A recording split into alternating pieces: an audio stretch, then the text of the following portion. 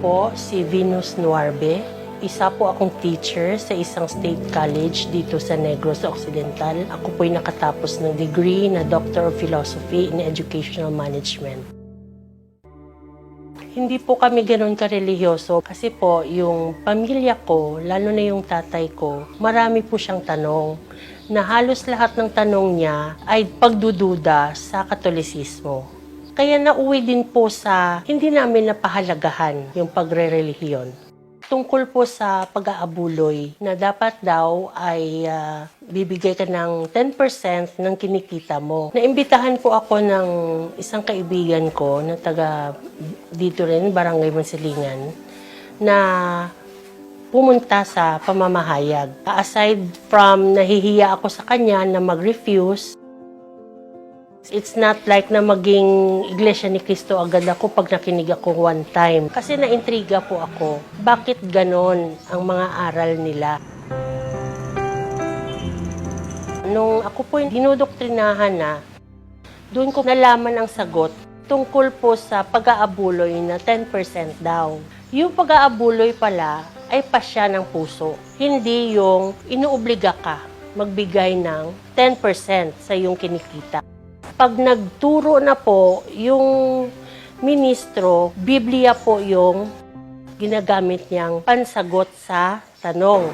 Sa 28 ang talata po ay 19 na ganito ang itinuturo sa atin. Hindi po kasi katulad ng sa Iglesia Katolika na yung pare, pag nagsesermon, magbabasa rin naman ng talata, isa o dalawa, pagkatapos magkukwento na. Siya na po yung bahala kung saan magsisimula at saan magtatapos yung kanyang sermon. Yung turning point ko po na sinabi ko talagang aanib na ako sa iglesia, yung lahat po ng aking katanungan, lahat po ng aking pagdududa ay nasagot po. At hindi po yon nasagot dahil lang sa kwento-kwento, nasagot po yon galing po lahat sa Biblia.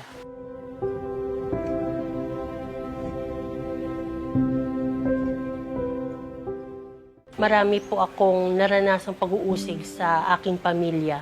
So alam po nila kasi na Huwebes yun ng madaling araw. Sinabi ng tatay ko na huwag ka nang sumamba, huwag ka nang pumunta ng kapilyan nyo kasi nga sobrang ulan.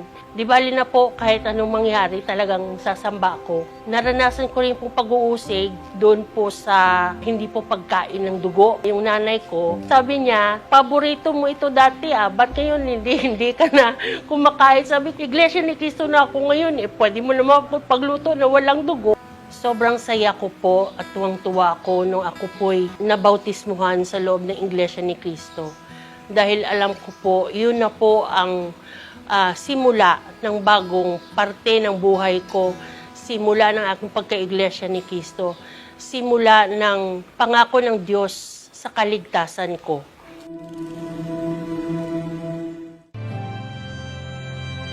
Ngayon pong nagka-pandemic, tayo po ay nag-work from home na. Nagkaroon po ako ng panahon na mag-imbita ng mga bisita, lalong-lalo na po yung nanay ko. So, hindi ko po in-expect na makikinig din siya. Kahit na pagsambang pansambahan, hindi po siya pumapalya. Patuloy po siyang nakikinig.